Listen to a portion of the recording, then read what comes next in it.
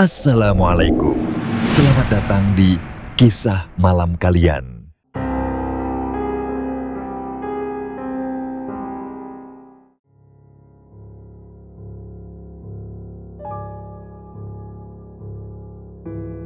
Jalan malam dari Jakarta menuju Jawa Timur selalu punya cerita. Cahaya lampu motor berderet di jalanan gelap, udara dingin menampar wajah, dan kabut tipis mulai turun dari arah pegunungan.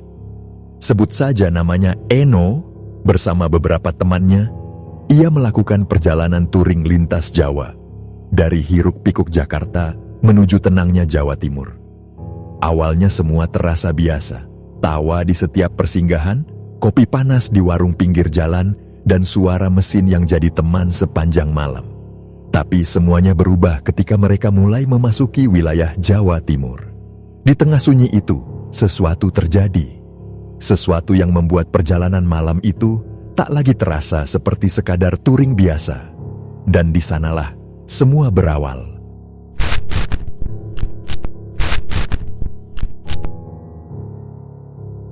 Perkenalkan, nama saya Eno. Kejadian ini terjadi pada akhir tahun 2019, beberapa bulan sebelum pandemi melanda. Waktu itu hidup masih terasa ringan, dan touring masih menjadi kegiatan rutin kami kalau sedang jenuh. Perjalanan yang akan saya ceritakan ini sebenarnya tidak pernah direncanakan. Semuanya terjadi secara spontan, berawal dari obrolan iseng di grup WhatsApp komunitas motor kami. Tujuan touring kali ini juga bukan jarak dekat. Jakarta menuju Trenggalek, Jawa Timur. Perjalanan jauh yang biasanya membutuhkan persiapan matang, baik fisik maupun mental. Namun karena yang mengajak adalah teman-teman terdekat, saya tidak banyak berpikir. Dalam rombongan itu, ada 4 orang yang akhirnya benar-benar berangkat. Saya sendiri, Aji yang memegang posisi sebagai swiper atau pengawal belakang. Kukuh yang menjadi alasan utama perjalanan karena ia akan menikah. Dan Tesar yang hampir selalu semangat setiap ada ajakan touring. Semua bermula dari satu pesan singkat di grup. Pesannya sederhana, minggu depan tanggal merah. Masa nggak ada yang touring? Apa nggak bosan banget muter-muter Jakarta terus? Aji langsung menimpali pesan itu, kamu enak mau nikah, bisa sekalian pulang kampung. Kalau aku mau touring kemana? Tidak lama, Tesar ikut menambahkan, seperti biasa dengan gaya yang terlalu bersemangat. Bagaimana kalau kita gas ke Trenggalek, sekalian refreshing? Saya sempat membalas, agak ragu. Kamu yakin mau touring sampai sana? Itu jauh loh di Jawa Timur. Tapi mereka menjawab dengan nada santai. Tenang saja. Kamu itu masih kaku aja kayak orang baru belajar naik motor.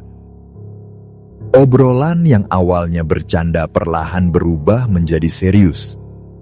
Daftar nama mulai dibuat, orang-orang memasukkan kesiapan mereka. Tetapi seperti biasa, mendekati hari keberangkatan, jumlah yang benar-benar siap berangkat menyusut. Pada akhirnya hanya kami berempat, termasuk Kukuh, calon pengantin yang ikut naik motor sendiri, yang bersedia jalan. Komunitas kami memiliki aturan. Jika touring jarak jauh, terutama lintas provinsi, setiap anggota wajib membawa surat izin orang tua. Aturan ini penting sebagai bentuk tanggung jawab kalau terjadi sesuatu di perjalanan. Dan di tahap ini, Aji menjadi satu-satunya anggota yang terhambat. Ia mengirim pesan, kayaknya aku nggak dikasih izin sama orang tua kalau touring ke sana. Kukuh yang akan menikah sempat menawarkan opsi paling aman. Kalau nggak dapat izin, jangan dipaksakan. Kita bisa naik kereta atau bis. Tapi saya langsung menolak gagasan itu. Janganlah sayang momennya. Ini kan touring terakhir sebelum kamu menikah. Kita sekalian kawal kamu sampai kampung halaman. Kukuh sempat terdiam sebelum akhirnya mengangguk kecil. Akhirnya, tanpa saya duga, Aji memutuskan untuk berbohong kepada orang tuanya. Ia bilang bahwa ia hanya akan pergi ke puncak dan menginap di sana. Dengan izin itu, ia bisa ikut touring bersama kami. Saya sebenarnya kurang setuju dengan caranya, tapi mau bagaimana lagi? Izin sudah diberikan dan perjalanan sudah disepakati. Saya pun mulai bersiap. Saat persiapan, kami mulai packing perlengkapan yang diperlukan. Makanan ringan, minuman, jas hujan, perlindungan badan, hingga memeriksa kondisi mesin masing-masing. Kami terbiasa melakukan hal itu sebelum touring jarak jauh. Semua dicek ulang beberapa kali untuk memastikan tidak ada masalah selama perjalanan. Kami berangkat sekitar pukul 10 malam. Titik kumpulnya ada di pom bensin Buaran, Jakarta Timur. Saat semua orang sudah berkumpul, Kukuh yang punya hajat langsung mengambil peran. Untuk perjalanan kali ini, aku yang jadi RC, katanya. RC atau Road Captain bertugas membuka rombongan, memberi aba-aba, dan menentukan jalur yang akan dilalui. Karena dia sudah hafal sebagian besar jalur Pantura, kami mengiyakan saja. Perjalanan dari Jakarta menuju Cirebon berjalan lancar. Jalanan malam itu cukup sepi. Angin dingin dari pantai utara membuat helm rasanya semakin kedap, dan suara knalpot teman-teman menjadi satu-satunya yang memecah keheningan malam. Dari Cirebon, kami melanjutkan ke Tegal, kampung halaman saya. Begitu memasuki Tegal, saya langsung berkata ke anak-anak, "Ini kampungku, bagaimana kalau kita sekalian mampir makan?" Ide itu langsung disetujui. "Bolehlah kalau begitu, daripada makan di jalan keluar uang lagi," kata salah satu dari mereka. Sebelum sampai, saya sudah menelepon ibu di rumah. "Ini teman-teman dari Jakarta, mau mampir ke rumah, Bu." Dan seperti biasa, ibu hanya menjawab singkat, "Ya sudah, ajak temanmu mampir ke rumah." Kami tiba di Tegal sekitar pukul 5 pagi, tepat menjelang subuh. Setelah salat, kami istirahat sejenak, sarapan, lalu makan bersama. Suasananya hangat, meski badan kami mulai terasa pegal setelah menempuh perjalanan semalaman. Setelah makan dan istirahat sebentar, kami akhirnya memutuskan untuk melanjutkan perjalanan. Namun sebelum berangkat, ibu saya sempat keluar ke teras. Dari raut wajahnya, saya bisa menebak bahwa beliau kurang setuju kalau kami langsung melanjutkan perjalanan. "Sebentar dulu," kata ibu. "Ini lagi mendung. Kalian yakin mau jalan dalam kondisi begini?" Kami tiba di Tegal sekitar pukul 5 pagi, tepat menjelang subuh. Setelah salat, kami istirahat sejenak, sarapan, lalu makan bersama. Suasananya hangat, meski badan kami mulai terasa pegal setelah menempuh perjalanan semalaman. Setelah makan dan istirahat, siang itu kami akhirnya memutuskan untuk melanjutkan perjalanan. Namun sebelum berangkat, ibu saya sempat keluar ke teras. Dari raut wajahnya, saya bisa menebak bahwa beliau kurang setuju kalau kami langsung melanjutkan perjalanan. "Sebentar dulu," kata ibu. "Ini lagi mendung. Kalian yakin mau jalan dalam kondisi begini?" Saya hanya bisa menjawab, "Iya, Bu, soalnya perjalanan masih jauh. Kita harus kejar waktu." Ibu tidak menahan lebih jauh, tapi ekspresinya sudah cukup menandakan bahwa perasaannya tidak enak.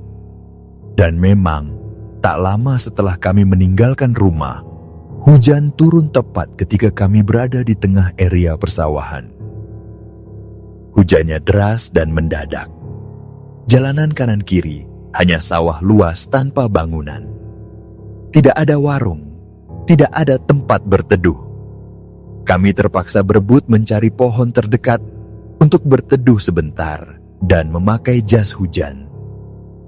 Keadaan saat itu kacau karena semua buru-buru membuka tas, menggulung jas hujan, dan melindungi barang-barang agar tidak basah.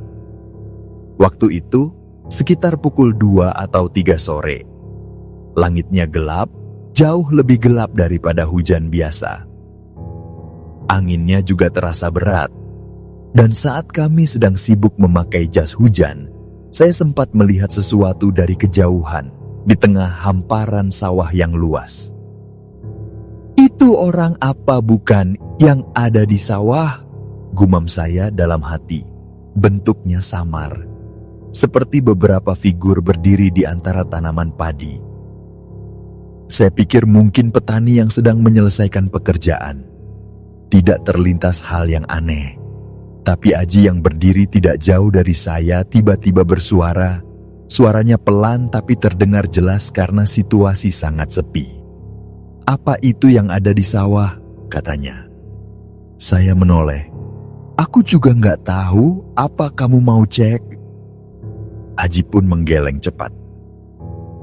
Ia hanya sempat mengintip dari balik helm tanpa benar-benar memastikan apa yang ia lihat.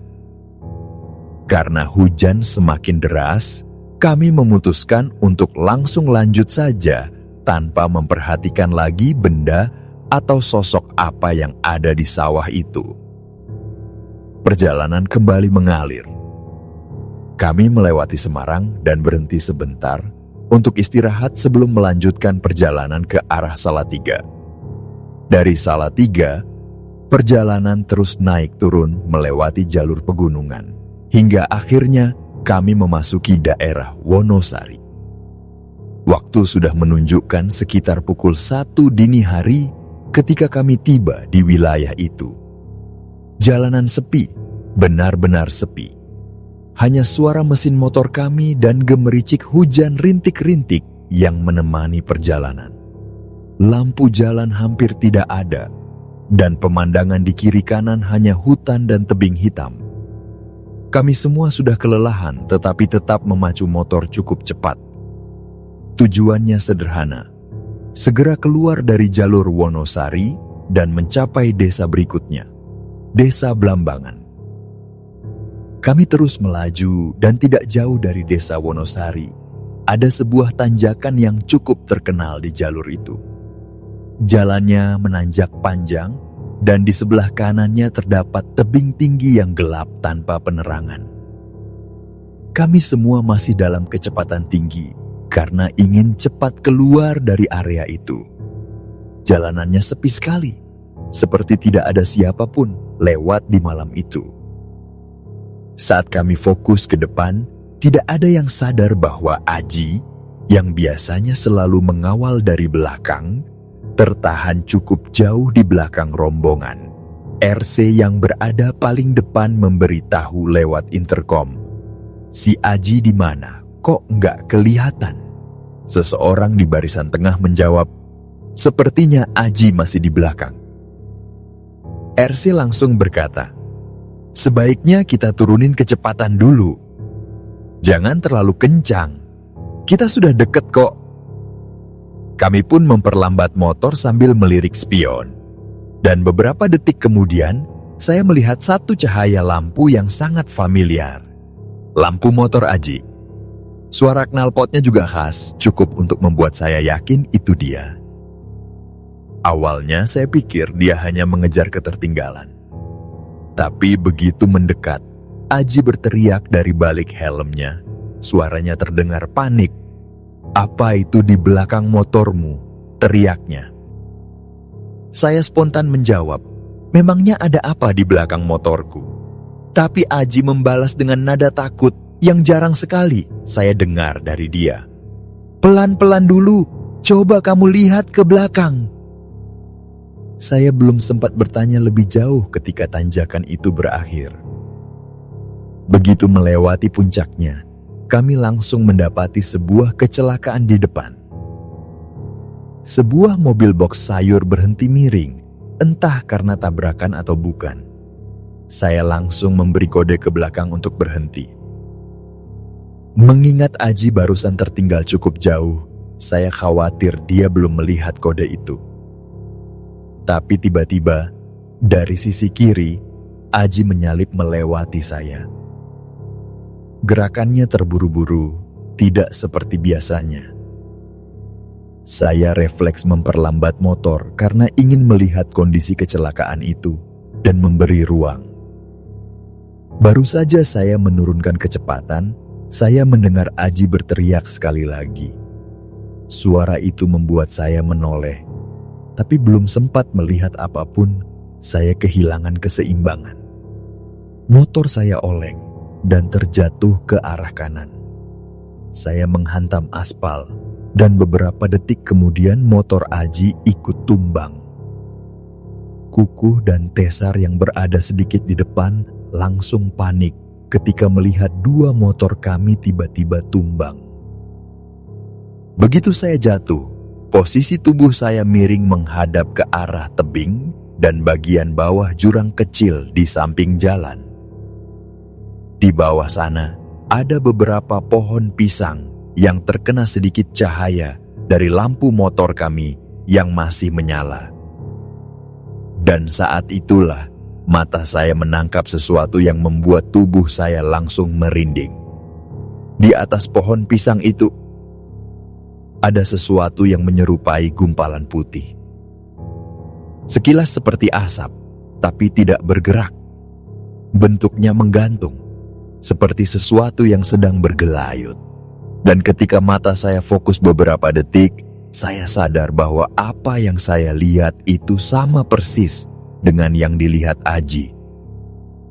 Sosok itu pocong.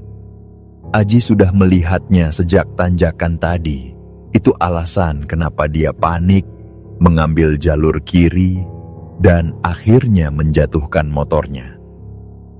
Menurut Aji, sosok itu berada sangat dekat dengan motor saya. Begitu dekat sampai-sampai dia tidak berani melewati sisi kanan saya, seakan ada yang sedang menempel di situ. Saya sendiri hanya sempat melihat wujudnya sekilas, tepat setelah terjatuh.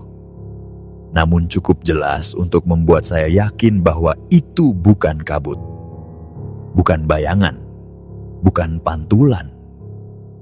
Sosok itu seperti asap putih yang menurun perlahan dari arah tebing, lalu berhenti dan hinggap di atas pohon pisang. Tidak bergerak, tetapi menggantung dengan bentuk yang tidak utuh. Bagian bawahnya seperti kain yang terurai. Aji ketakutan setengah mati. Dia duduk diam, pandangannya kosong, napasnya pendek. Tesar dan Kukuh langsung menghampiri kami, tetapi saat bertanya ke Aji, dia hanya menggeleng pelan tanpa suara. "Kamu kenapa, Ji?" tanya Kukuh. Aji hanya menjawab, "Aku nggak mau jalan lagi." Tesar mencoba memastikan, "Apa motormu rusak?" Aji kembali menggeleng, "Motorku nggak rusak, tapi aku nggak mau lewat sini lagi."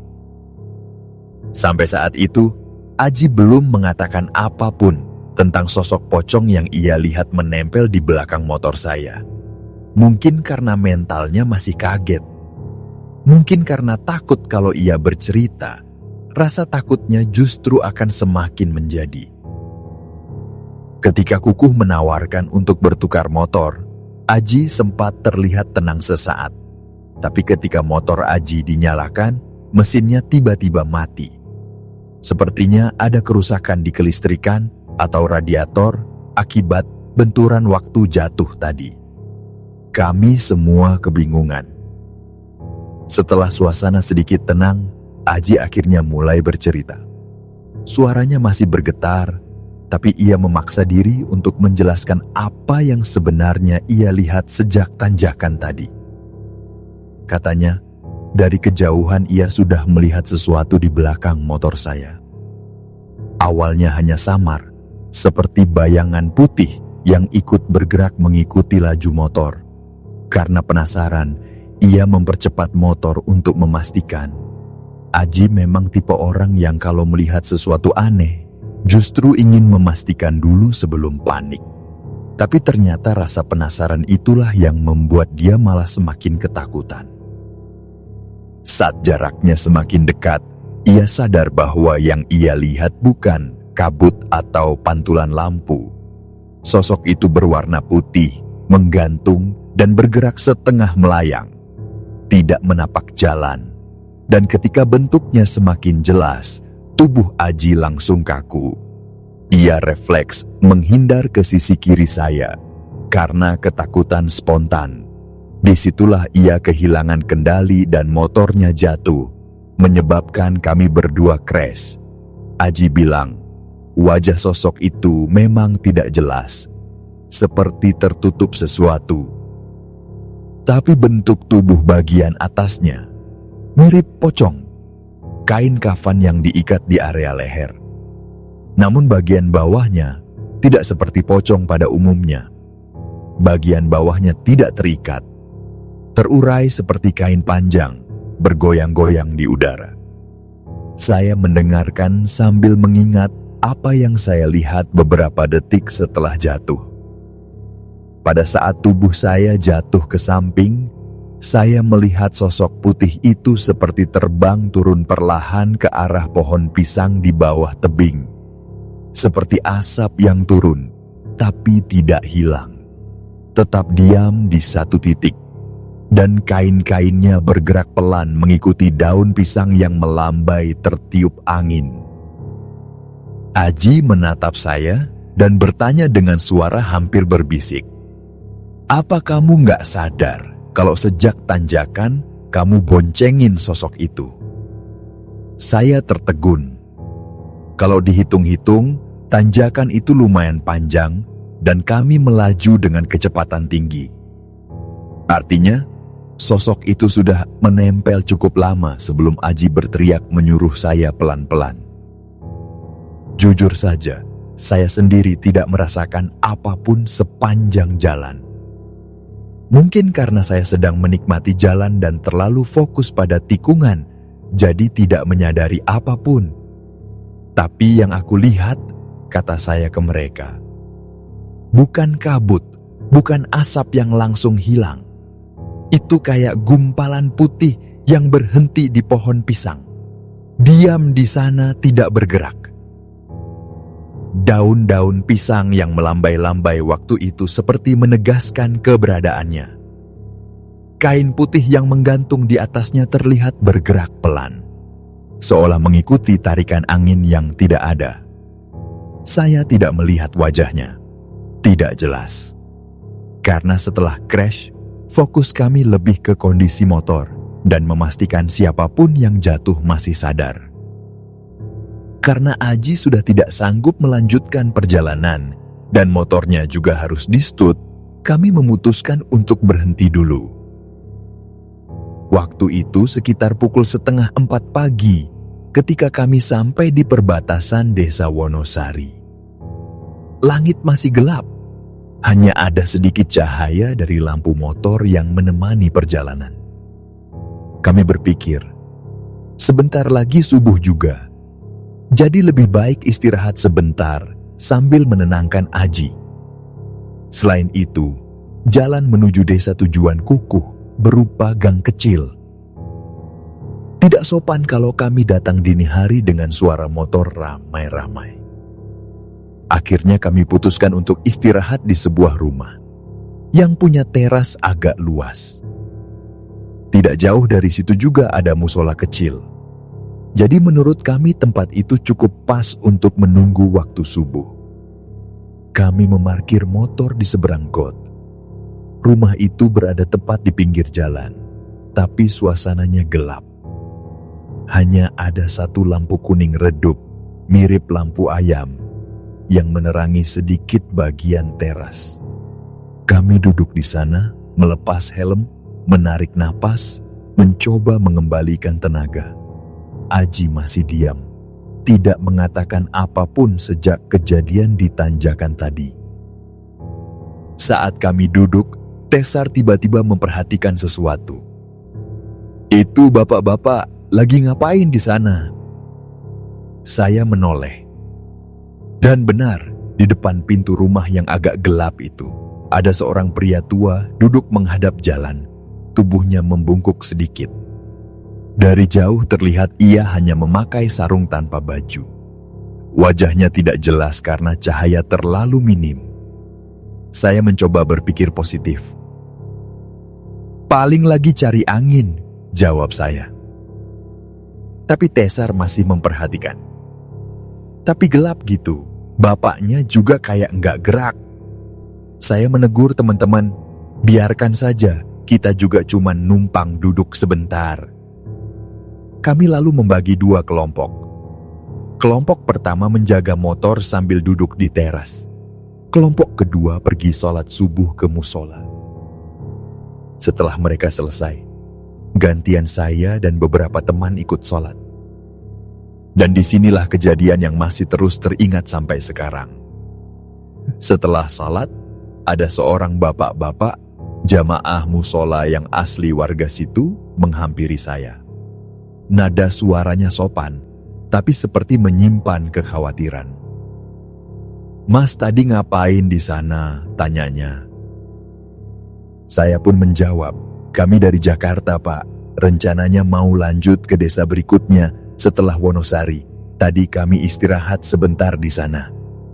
Bapak itu menghela napas. "Kalau bisa, jangan istirahat di rumah itu, Mas." Saya terdiam. "Memangnya kenapa, Pak?"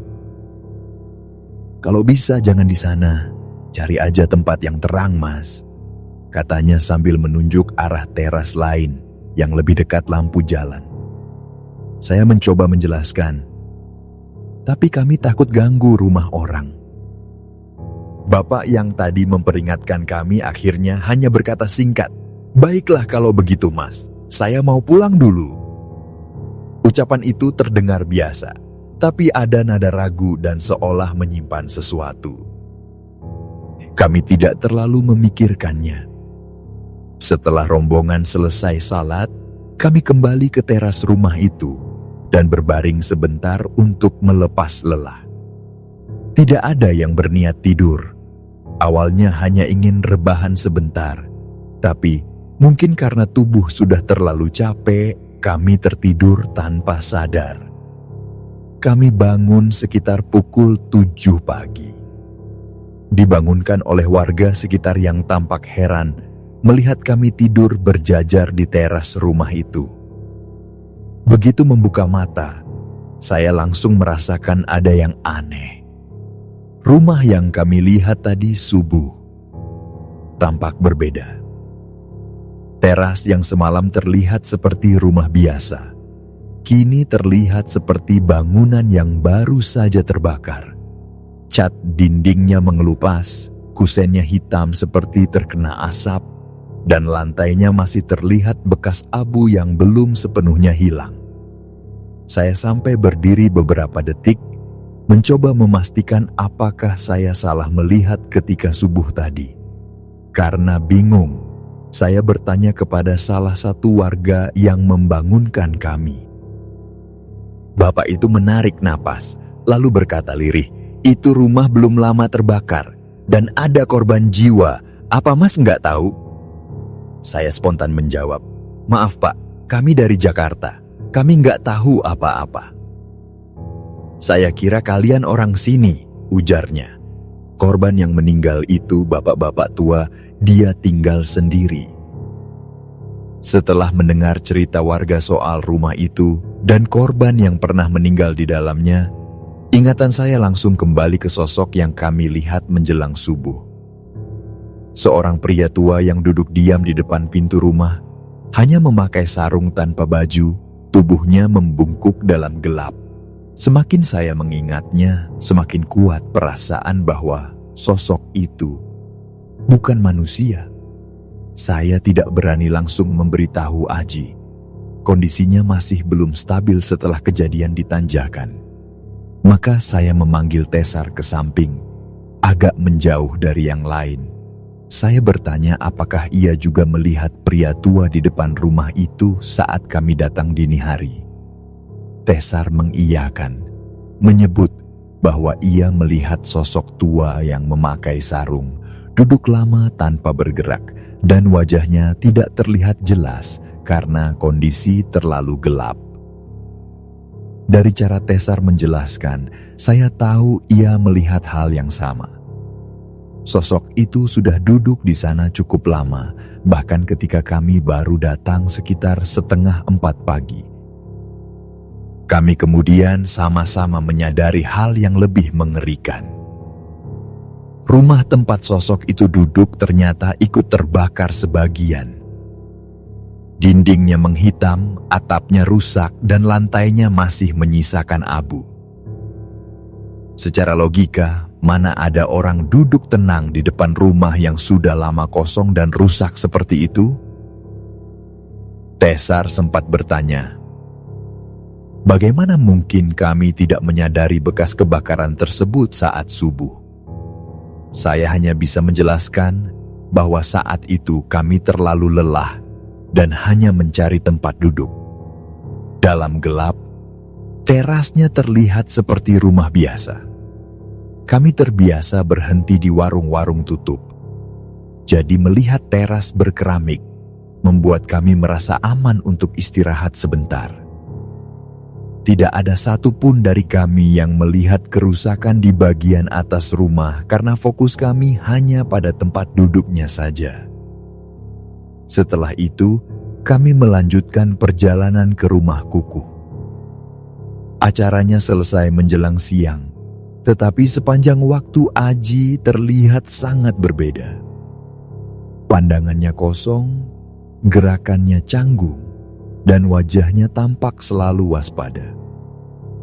Saya tahu ia masih terjebak dalam ketakutan yang sama sejak kejadian di Tanjakan.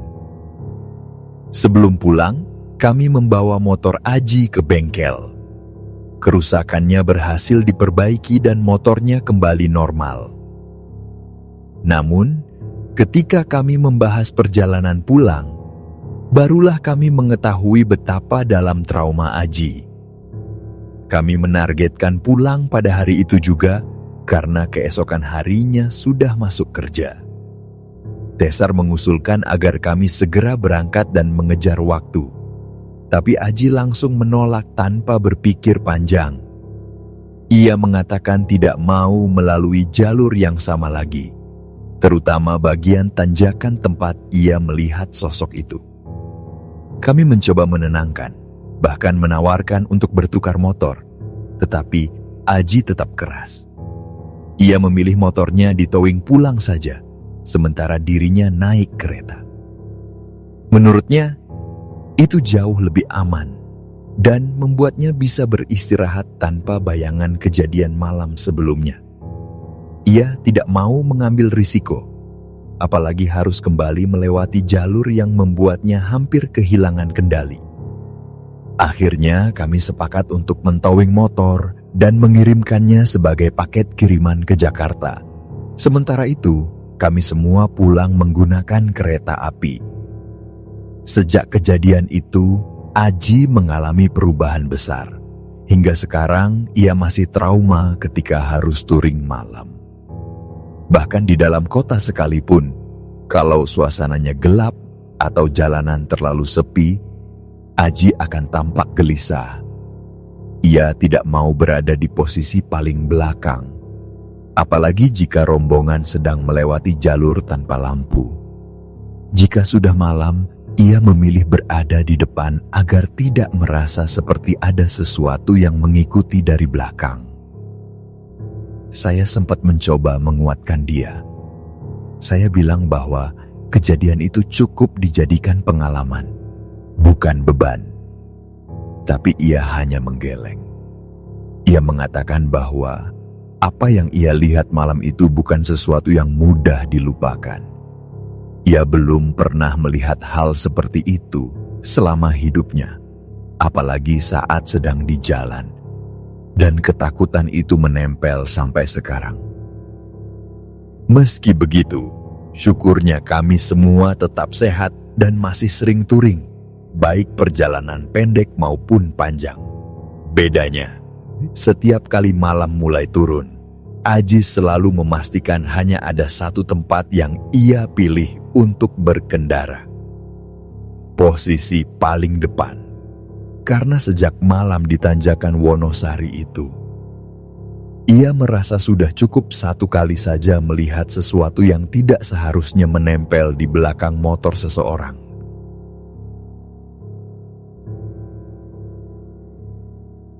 Baiklah, sekian dulu cerita kami kali ini. Kami mohon maaf jika ada kesalahan dalam perkataan dan pengucapan saat membawakan cerita. Bagaimana pendapat kalian dari cerita ini? Semoga dengan kisah ini dapat menghibur sahabat semua. Dan saya Sandi undur diri, sampai jumpa lagi di kisah kami selanjutnya.